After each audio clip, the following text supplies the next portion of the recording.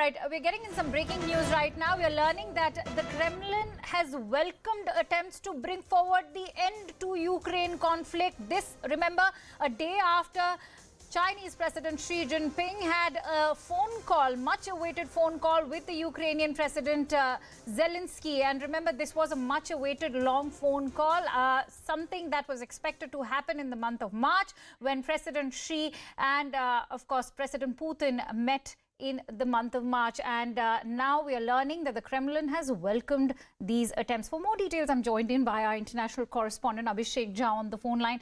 Abhishek, while Zelensky, of course, was very clear and articulate in insisting that this phone call was also about building a bilateral relationship between China and Ukraine, needless to say, Kremlin's response only goes on to say that the conflict was very much a part of the discussion.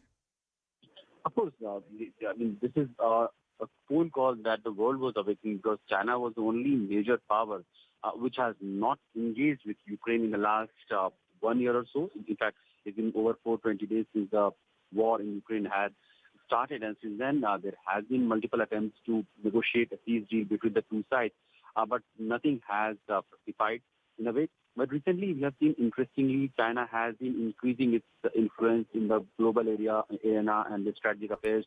We have seen the recent the peace brokerage by China between Saudi and Iran. So after that, there are high hopes that probably China could intervene and put some sense into these two warring sides, that the peace and the negotiation and a dialogue could be the only way forward to end this war and this trauma. Right. And Kremlin has also welcomed this state that any process or any initiative that can bring this tension, this war of the last 1 year. All right, I'm so sorry to interrupt you, Abhishek. In fact, we have some breaking inputs